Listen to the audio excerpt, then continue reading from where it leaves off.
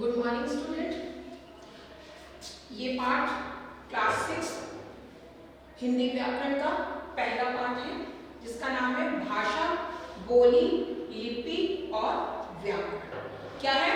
भाषा, बोली, लिपि और व्याकरण। ये सब आपने 3rd, 4th, 5th में भी पढ़ा होगा।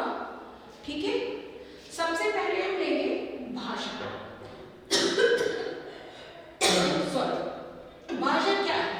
भाषा वह माध्यम है जिसके द्वारा हम अपने मन के विचारों को दूसरों तक पहुंचाते हैं और दूसरों के विचारों को जानते हैं, उसे ही हम भाषा कहते हैं। ठीक है, वह माध्यम है जिसके द्वारा हम अपने विचारों को बोलकर या लिखकर बताते हैं और दूसरों के विचारों को सुनकर या पढ़कर जानते हैं। अब यहाँ पर मैं आपको एक छोटा सा उदाहरण दे रही हूँ। क्या है उदाहरण? कल रेखा का जन्मदिन था। उसकी सभी सहेलियां वहां पर आई हुई थी। सहेलियों ने कहा केक काटो रेखा। रेखा बोली मेरे चाचा जी ने कहा था कि तुम्हारे जन्मदिन पर अवश्य आऊंगा, मैं उन्हीं का इंतजार कर रही हूँ। ये यहाँ पर सहेलियों और रेखा के बीच में वार्तालाप चल रही है। रेखा ने कहा कि नहीं, मैं केक तभी काटूंगी जब चाचा जी आ जाएंगे। इतनी ही देर में दरवाजे पर एक व्यक्ति आता है। रेखा जाकर पूछती है तुम कौन हो? वो बोलता है तुम्हारे चाचा जी ने तुम्हारे लिए उपहार भेजा है।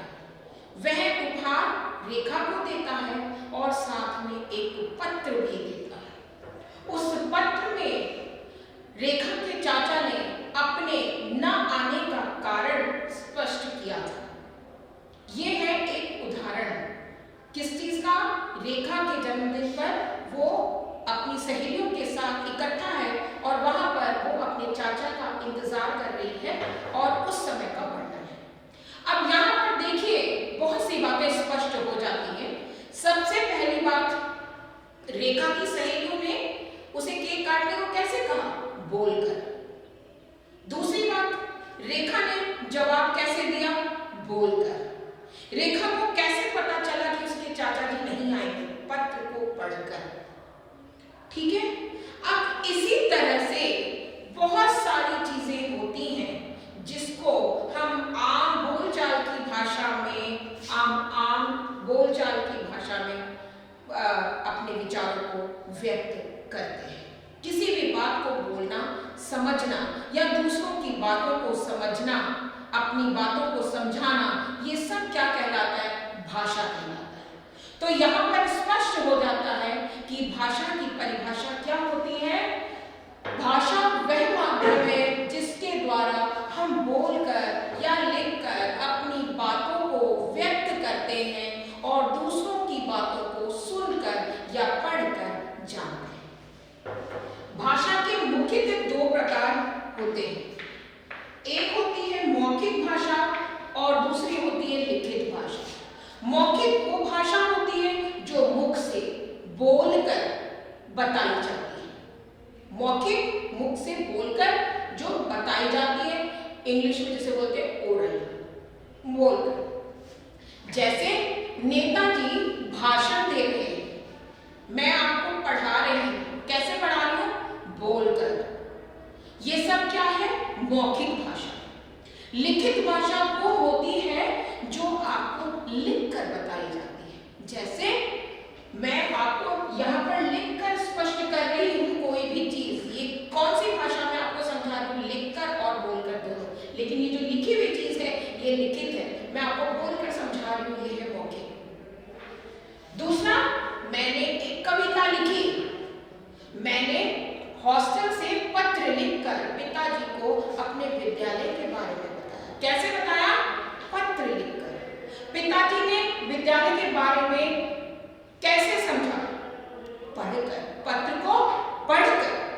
तो इस तरह से हम कहते हैं कि भाषा के 2 रूप होते हैं, मौखिक और लिखित। वैसे एक तीसरा रूप भी माना गया है सांकेतिक, जिसमें हम कुछ बातों को स्पष्ट करते हैं इशारों से। लेकिन वो भाषा बहुत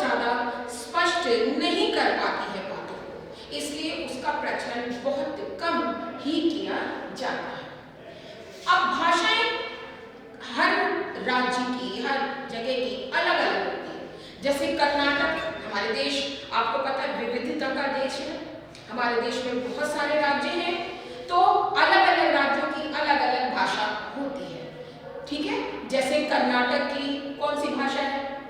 कन्नड़, केरल की मलयालम, आसाम की असमिया, पंजाब की पंजाबी, इसी तरह हर राज्य की अलग अलग भाषा होती है। अब भाषा से ही मिलती जुलती एक छोटा रूप है उसका बोली। बोली किसे कहते हैं? बोली एक वह माध्यम है जिसका प्रयोग किसी विशेष क्षेत्र या स्थान तक ही सीमित होता है, ठीक है। उसका कोई लिखित रूप नहीं होता है, बोली का कोई भी लिखित रूप नहीं होता है, वो एक सीमित क्षेत्र तक ही सीमित होता है। जैसे राजस्थानी, बिहारी, भोजपुरी, गढ़वाली, इन सब का एक सीमित क्षेत्र तक ही इनका प्रयोग किया जाता है। अब हम पढ़ेंगे, अब देखिए, अब जो पाठ है उसका तीसरा भाग है लिपि। भाषा को लिखने के लिए प्रयोग किए जाने वाले चिन्ह को लिपि कहते हैं, यानी कुछ ऐसे चिन्ह निश्चित किए गए हैं जिसके द्वारा हम भाषा को लिखते हैं, उसी को हम लिपि कहते हैं। लिपि से ही हम भाषा को शुद्ध लिख पाते हैं। व्याकरण हमें उसका ज्ञान देता है और लिपि हमें लिखने का तरीका, ढंग बताता है। भाषा को लिखने के ढंग को लिपि कहते हैं। अब हर भाषा की अलग अलग लिपि होती है। यहाँ पर कुछ भाषाओं की लिपियां आपको बता रही हूँ। सबसे पहले हिंदी। हिंदी की लिपि क्या है? देवनागरी। देवनागरी। उर्दू की फारसी, अंग्रेजी रोमन, अंग्रेजी की रोमन, पंजाबी की गुरमुखी, गुजराती की भी देवनागरी, संस्कृत की भी देवनागरी, और इसी तरह अन्य सभी भाषाओं की लिपियां अपनी अपनी अलग होती है और उन्हीं लिपि में भाषा को लिखा जाता है। अब हमारा आखिरी भाग इस बात का आता है व्याकरण, और इंग्लिश में हम जिसे कहते हैं ग्रामर। व्याकरण वह माध्यम है या वह शास्त्र है जो हमें भाषा को शुद्ध लिखना, पढ़ना समझाता है, लिखने पढ़ने का ध्यान देता है, समझाता है, या हमें उसकी सारी चीजों को बताता है, जिसके द्वारा हम भाषा को शुद्ध लिखते और पढ़ते हैं। तो हम कह सकते हैं भाषा वह माध्यम है जो हमें शुद्ध लिखना तथा पढ़ना सिखाता है।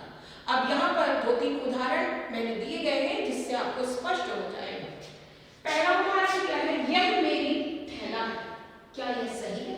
नहीं। यह मेरा थैला है। यह मेरा थैला है।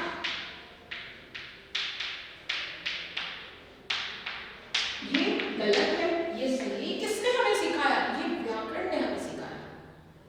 दूसरा है, एक लड़का राम है अच्छा। क्या यह वाक्य सही है? नहीं। वाक्य वो सही होता है जिसमें शब्दों का सार्थक, शब्दों को साथ एक सही व्यवस्थित ढंग से रखा जाता है, लिखा जाता है। राम एक अच्छा लड़का है। राम एक अच्छा लड़का है, ये है इसका सही वाक्य। ये गलत, ये सही। लास्ट, सीता गया था। सीता क्या है? स्त्रीलिंग है, उसके साथ गया नहीं, गई आएगा। सीता गई थी, गई थी, ये है सही। ये हमें किसने सिखाया? व्याकरण। तो ये आपका पाठ था भाषा, बोली